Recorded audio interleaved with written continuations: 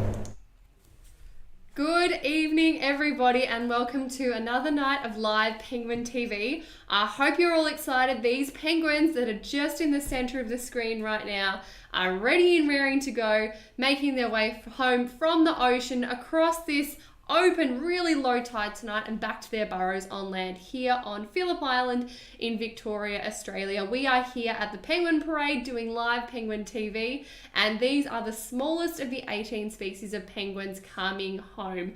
These are the only penguins that we have here in Australia, and we are lucky enough to have the largest colony of the little penguin, Eudiptera minor, to come home here to Phillip Island and have their colony here with us.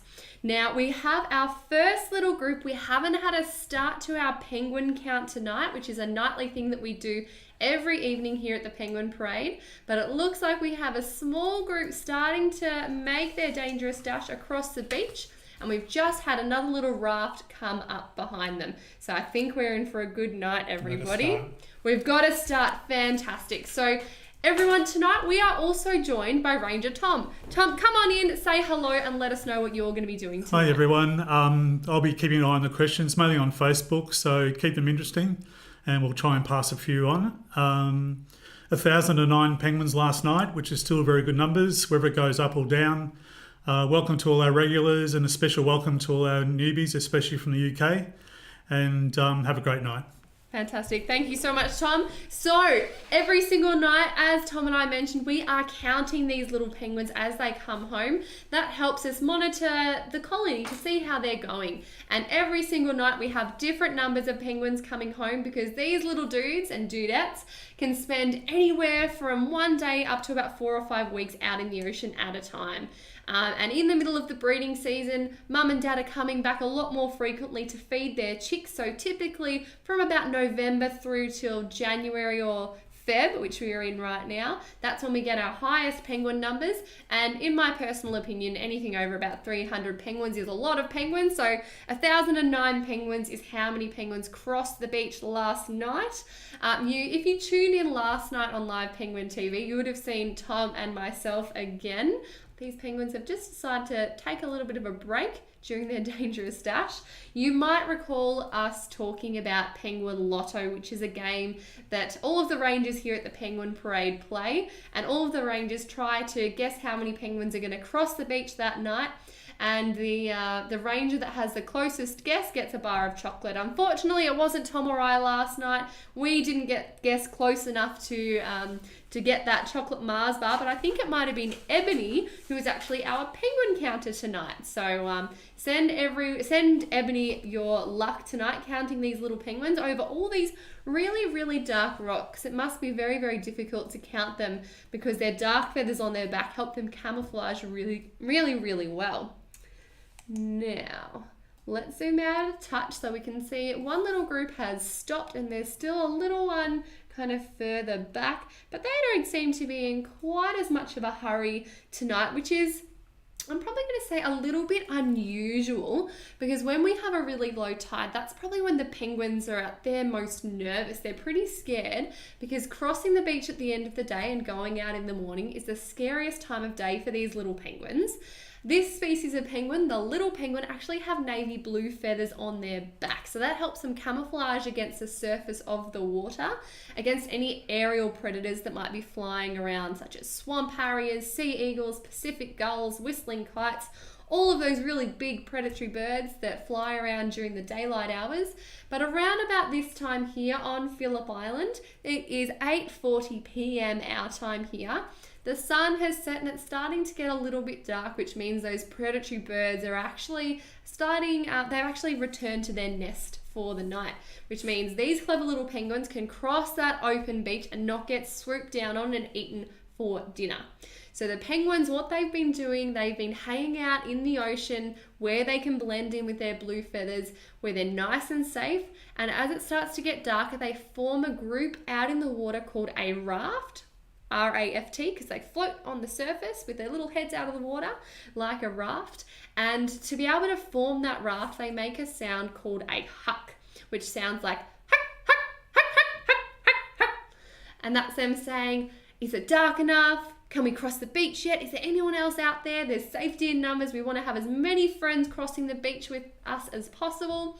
So they're trying to locate other penguins that want to cross the same stretch of beach as them to get home.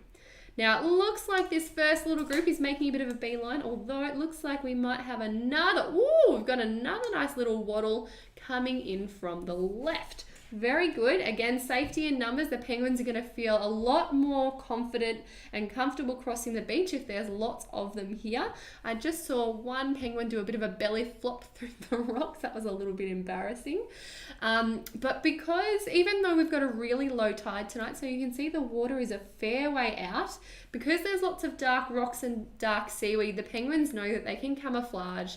They can blend in with the rocks, and it's not an open sandy beach, which is a little bit further out to the east here on this beach. So the penguins, tonight they're looking pretty comfortable hanging out on the open sandy beach. So they must feel like they can kind of be invisible with their natural surroundings, which is why maybe they're not in quite as much of a hurry. But now it looks like they are starting to head on through. So of course, I mentioned we are here on Phillip Island in Victoria, Australia. And Phillip Island is also known as Malau, which is the Bunurong name for Phillip Island. And the Bunurong people are the traditional custodians of Malau. So I would like to pay my respects to elders past, present and emerging, and acknowledge them as the traditional custodians of this land. Now, our records show that the Bunurong have been sustainably managing this land for many, many thousands of years, over 10,000 years in fact, living peacefully with the plants, the animals, the penguins and the environment. And it has taken, unfortunately, a few hundred years of European settlement to see mass habitat destruction and species extinction, not only here on Malau, but Australia-wide. So I would like to acknowledge the Bunurong and the caring for country that they've undertaken very, very well and very sustainably over so many thousands of years. And also I want to acknowledge any Bunurong who might be watching us here on Live Penguin TV, or any First Nations people in our audience as well. So thank you, everyone. Now, It looks like the penguins over here have found a little bit of a gap in the seaweed wall, which was a very thick wall last night. But we have some very, very clever penguins who have found a little bit of a gap and they are racing on through. There is no stopping them now. You can really tell they've been doing their dangerous dash just now. Try and get some of those heads out of the way. So we're lucky enough here at the Penguin Parade to finally be able to allow visitors back to our venues, which is fantastic. Here at Phillip Island Nature Parks, we are a self-funded non-for-profit conservation organisation. Sorry, they've just kind of snuck down behind the 21 or 31 vegetation. I think I can hear Ebony telling Tom how many penguins have crossed in this first little group. Oh, yep, there they are. Tom, did we get a number? It was 21 or 31. 21 or 31. We couldn't difference. quite hear. Very, very close. Excellent. But she's going to be counting them very, very quickly tonight.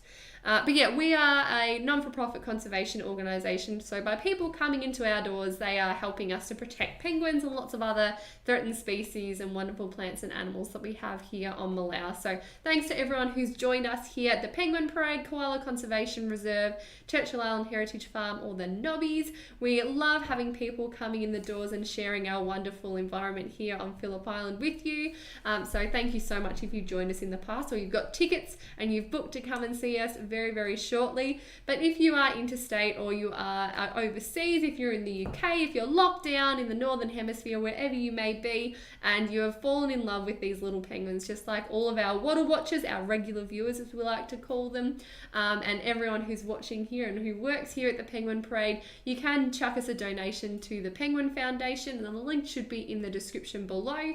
You can adopt a penguin and get a cute little plushy toy that you can name, and all kinds of things that goes towards our ongoing research and protection and rehabilitation of these little penguins. So a huge shout out and thank you to anyone who's donated to the Penguin Foundation in the past or who is considering donating.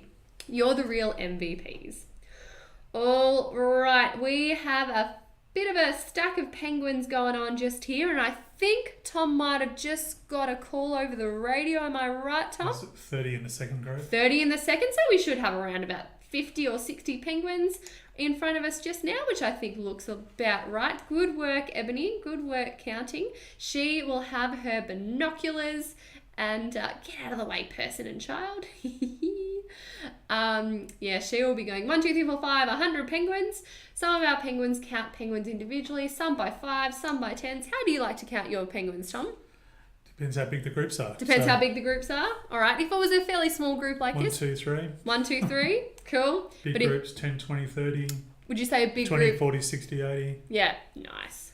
So we've all got our different ways. You've got to be flexible when you're counting penguins because sometimes they'll come up in really big groups. Sometimes there'll be a small group followed by a big group, and then that might merge into that smaller group. And oh my goodness, it's very, very tricky and very difficult. I'm only a newbie penguin counter myself, but Tom has been counting penguins for a very, very long time, so he's seen it all. Now that these penguins are here on land, they are going to be scooting off to their burrows, and some of these penguins might be lucky enough to have a beautiful beachside residence. Others might have to go nearly 2 kilometres inland, and that's a long way for a little bird with these tiny little legs that you can see them waddling home while they are on land. So we're going to wish these penguins the best of luck. Now, very shortly, I reckon we are going to be having some penguins coming up the Penguin Highway, which is the camera directly above us. But in the meantime, before we... Oh, I've just spotted a little penguin chick who I think we saw last night in this very same place. You can see the difference between these two penguins. The one on the left looks nice and sleek and shiny. Oh, here they come up the camera. Sorry guys, I just wanted to flick over to our highway number 1 camera, which is where you can see them zooming up nice and quickly. This is their top speed almost, which as you can see isn't very fast. And we've got lots of different penguins who have there are some of them a little bit chunkier than others. Some of them look like they've got a little bit of a double chin, and that might be because they're bringing food back to their young. Oh my goodness, you're going way too quickly for me, although not you.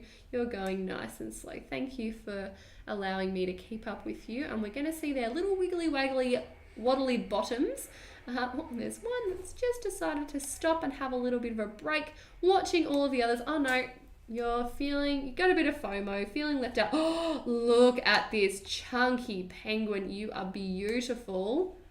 That, everyone, probably weighs about double the weight. Oh, are you going to stop and have a rest?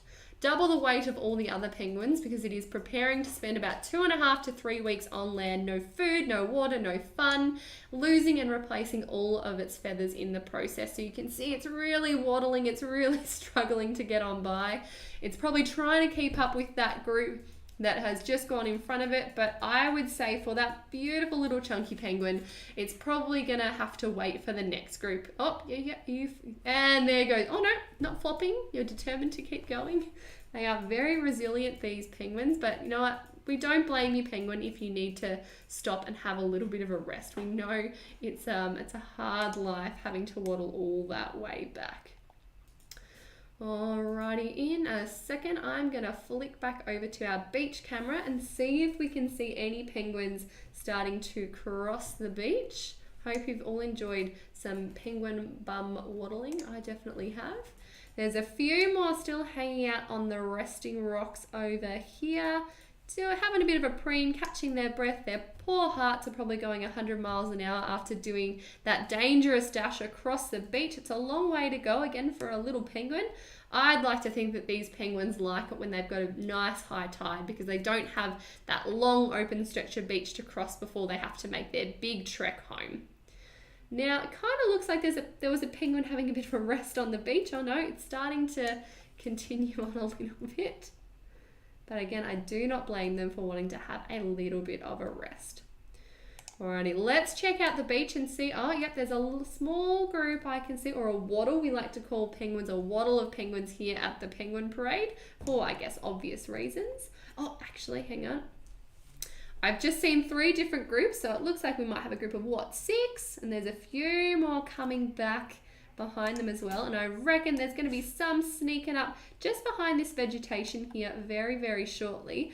And there's penguins all the way back towards the water's edge. So while it's still a little bit light and the camera will be able to grab hold of these penguins, we might focus in on these guys and then find some penguins a little bit closer to the light as the night goes on. Now, come on, camera, can you focus? I know these penguins are a long way out. You can do it. I believe in you. Now, so a little bit earlier when Tom introduced himself, you might remember him saying to please submit all your questions in the comments of these videos. He's currently right now looking at our Facebook feed, looking for any juicy questions that might arise from our wonderful water watchers out there. So at any point throughout the stream, if you've got a burning question that you would love to have answered, please do submit it and let us know, because we'll be able to answer a few live on the stream just over here. And I think I can see that Tom has one written down already. So Tom, we might flick to a question from our audience. Okay, this is from Kimberly Tickner. Has there been a night that the penguins didn't come in? Ooh, has there been a night that the penguins didn't come in? Now, Tom, I think it was 2001 when we had our lowest record. Was that right? Was it 2001? I'm not sure, but the lowest I've ever seen is 40. The lowest Tom has ever seen was 40 But that penguins. was over 2 hours because it was a heavy fog. You were counting they were counting penguins for 2 hours. It was a heavy fog, so they weren't coming in, so we kept everything open longer. Yeah, righto. So, to answer your question, no, there actually has never been a night where there's been 0 penguins crossing the beach. The least amount there's ever been was 8, and I think that was in the early 2000s, and similar to the night what Tom was talking about, there was a really dense sea fog. So penguins, just like we do, they require their eyesight to be able to make their way home, to be able to choose the pathway over the beach they need to cross and follow their little penguin highway or residential street and eventually find the driveway to their home. But on nights where we have really dense sea fog, the penguins, when they swim into the bay, they can't actually see any of those landmarks that they require to make their way home. So unfortunately, the penguins on this night of 8 penguins crossing the beach, it looks like there's just one little one who is very determined to cross all by himself. Let's see if we can spot you again.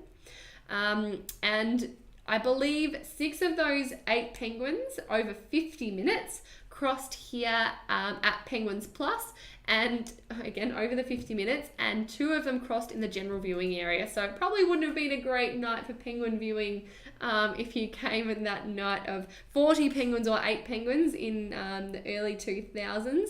But yeah, luckily, I think the least amount of penguins I've seen in my 3 years working here was about 150, which is still, you know, a fairly decent night. So you can't complain too much. I think I've just spotted an Eastern Bar Bandicoot, everyone. It's just kind of, oh, yeah, wait, no, go back. It's off to the right. Where are you? Don't move, please don't move while the camera focuses. Oh, we do. Hello, little one. So everyone over here, we are not kind of fangirling over a rat. This here is a little marsupial, which means it has a little pouch, just like a kangaroo, a wallaby, or a koala. And it raises its young in there. So this is a very, very special little critter because they're actually classified as extinct on the mainland in Australia. They're critically endangered, and because we are fox free here on Phillip Island, we've been able to have a wonderful little wild population be released in amongst the penguins.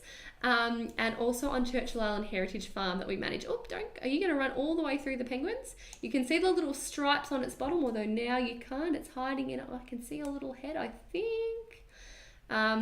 But yeah, we found, whoop, there you go. Wait, come back. It's going too quick. Yeah, we've started I think that's it over there. A captive breeding program was started with Zoos Victoria, and being fox-free on Phillip Island, we were a really great spot to be able to establish a wild population. So now they live among with the penguins just here, but you don't have to worry about the Eastern Bar Bandicoots eating the penguins or taking away the penguins' food. The penguins are pescatarian, which means they only eat seafood, pilchards, anchovies, squid, and things like that.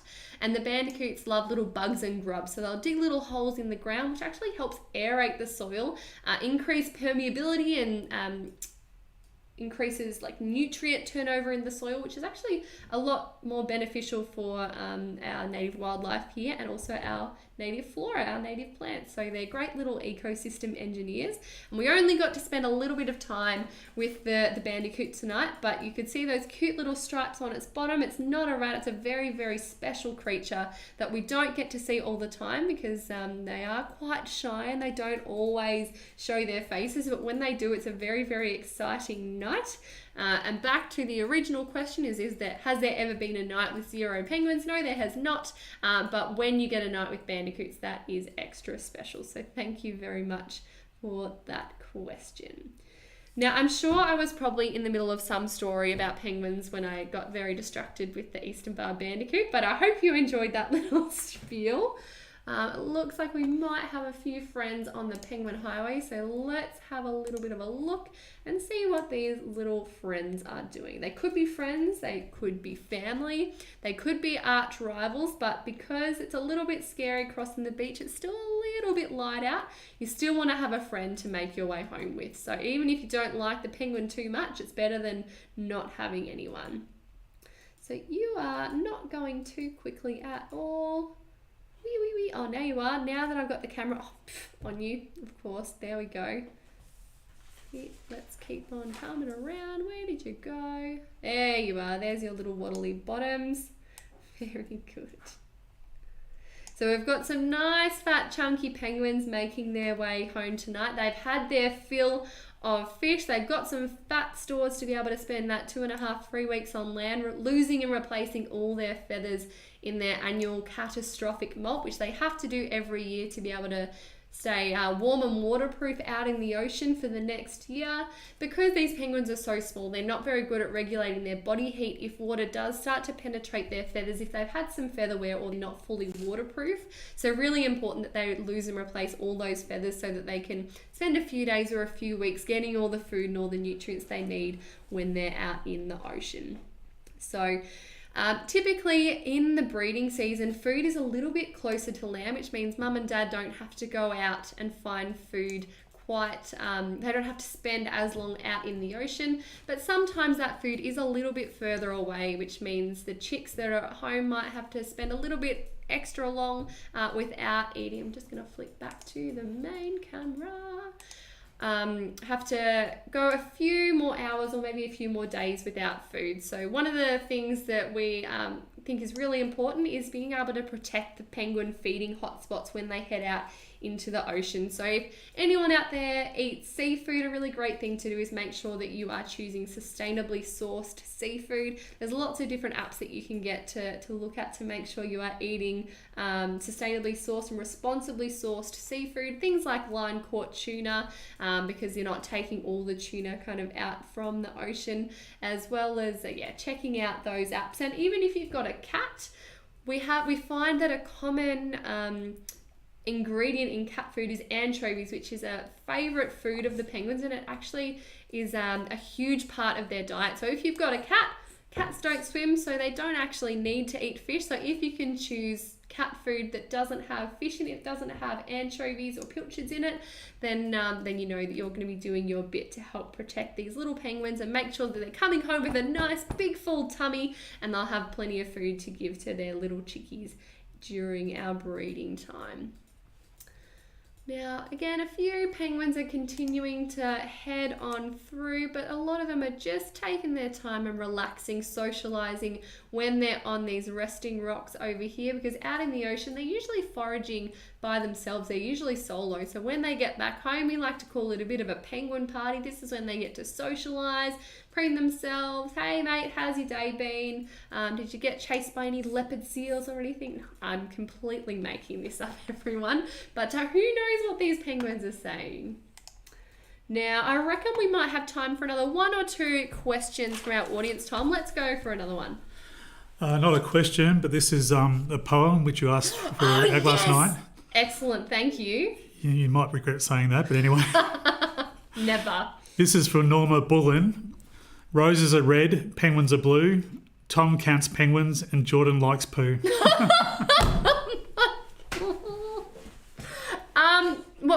What was the name? Norma Bullen. Norma, you have just embarrassed me on Live Penguin TV. Thank you very much. Now, I feel like that beautiful poem that you've submitted just there, I love it. Please keep those poems coming along. It's going to need a little bit of an explanation, because by your last line of the poem, is it a line of a poem? Anyway, I'm not sure. You said Jordan loves poo. Now, if this is your first time watching Live Penguin TV, you're probably thinking, what on earth is this person talking about, and why did Jordan have such a strong reaction?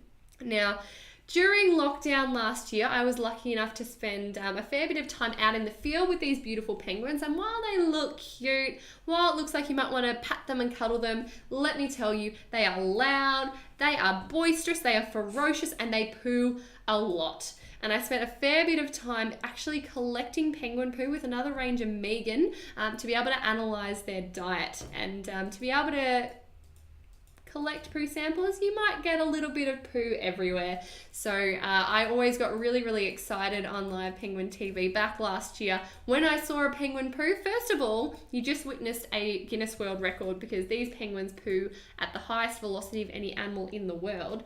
And it can also be really, really tricky to be able to get a good sample, because sometimes it's too dry, sometimes it's contaminated with dirt, with sand, with vegetation, all that kind of thing. So whenever I saw a penguin poo, I just wanted to go and collect that poo, because it was a nice, beautiful, fresh sample. We could pop it in a little vial of ethanol and we could shake it up and analyze it and see what they've been eating at different stages of the breeding season. So that is a little bit of a backstory for that poem.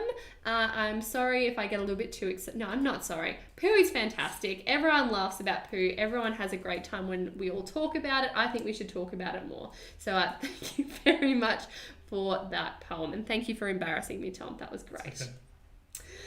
All right, I might just jump to the beach one more time, and Tom has just let me know that we've only got a few more minutes left on Live Penguin TV, 3 minutes to be exact. I will try and wrap it up in 3 minutes, but it might be pushed out to 5. We'll see how we go.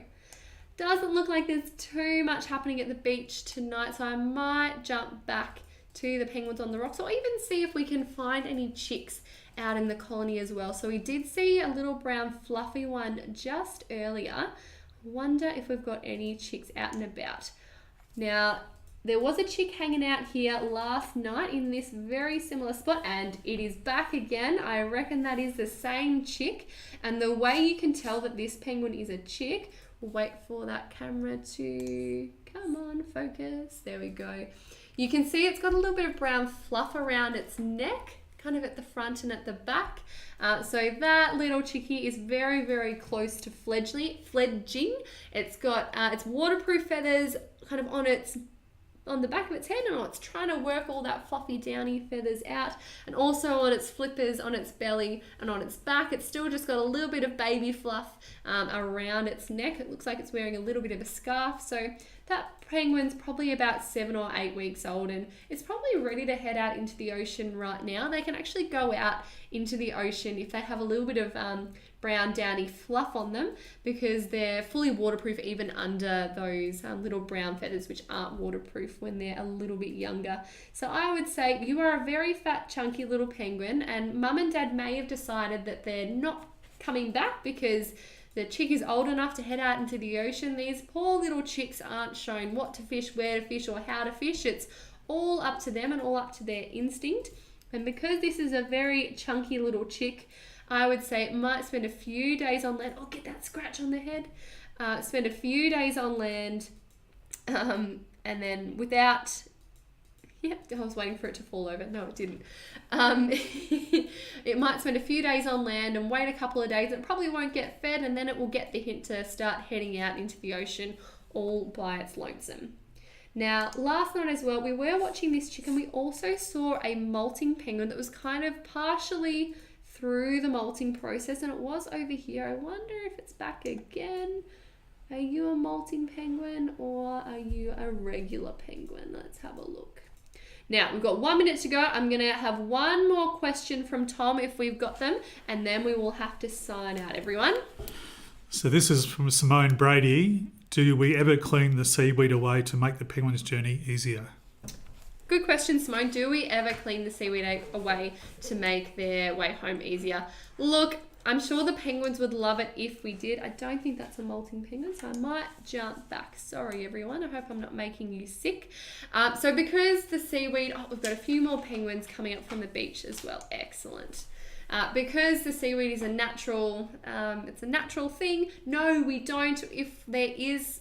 some fishing line on the beach, or if there's rope, or if there's something that is anthropogenic that's going to harm our penguins or hinder them from getting home, yes, then absolutely we will do it.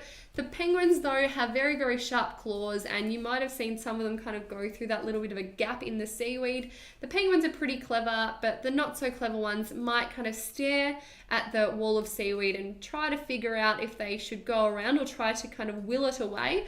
But ultimately, they've got very, very sharp claws where they can climb over it. There have been times, though, however, especially in May and June, where we do get we get something called king tides, which means we get high tides that go kind of right into the sand dunes. And what that can do is cause a lot of cliffing and erosion in the sand, which can actually fully prevent the penguins from getting home at all. So over the years, as time goes on, we're getting more storm surges, we're getting rising sea levels under climate change, which is effectively impacting penguins' journey to get home. So when it's things like that, yes, absolutely, it's not a natural kind of occurrence that the penguins can figure out. We do help them out a little bit. In fact, Megan and myself have been involved last year in a project making some kind of excavated penguin pathways, because there were cliffs in that sand 1 to 2 meters tall, like literally vertically, and the penguins could not get home. And that's obviously not what we're about here. And I'm sure, Tom, being down on the stands, you would have had to do a little bit of work in between the stands, because that can quite often happen in the general viewing area. You have to kind of pop rocks there to kind of help them with a little bit of a ramp up. Just grab up a shovel and soften up the cliff. Yeah, you imagine Tom out there with a shovel. Or stick the boot in and... give it a bit of a kick and loosen it up so that we can provide them a little bit more of a ramp. So climate change is definitely a huge factor of these little penguins, with increasing storm surges, cutting into the colony, taking away the sand and causing that cliffing and erosion, which particularly happens when there's some not so great grasses and weeds about, which kind of cling to the dunes and don't kind of move with the rising sea levels or anything like that. So anything that you can do to minimize how many carbon emissions you're emitting is definitely going to be able to, if everyone does their little bit to reduce their carbon footprint, you're going to be able to help these little penguins out as well. Now, we've gone 3 minutes over time, everyone. I'm very, very sorry. We will be signing off now. The just very last thing I wanted to say is, again, if you can't visit us here in person but would love to help us protect these beautiful little penguins, please consider donating to the Penguin Foundation. This goes towards funding our wildlife clinic and a lot of the research work that we do to better help us understand penguins and help us with their conservation. So yeah, jump into the link in the description below, and there's lots of different ways that you can help support these little guys, whether you're here in Melbourne, interstate or overseas. So it's time for Tom to come in and for us to say a big goodbye. This is actually going to be my last night for the UK live streams because I'm going on holiday for 4 weeks. Woohoo! But I think Tom's going to be back. You're here. Off and on over the next few weeks, yeah. Yeah, so you're definitely going to be able to see Tom's face very soon on the live stream. And don't panic, we will, I reckon, be doing special occasion live Penguin TV. So you might see me around, but even then you might even be able to hear me. We're kind of been working on something a little bit in the background, so stand by for that. Anything I've missed out on, Tom? No. Excellent. I've learnt that Tom he feels a little bit embarrassed and he doesn't like to huck on screen. So the way that we like to finish off these live Penguin TV series is to say goodbye in Penguin language, which is of course saying huck huck. So thank you so much for tuning in, everyone. Look forward to seeing you all again soon. Remember, we are running this live stream every night until about the middle of March. So everyone stay safe, stay sane, take care. See you soon. See you later. Huck.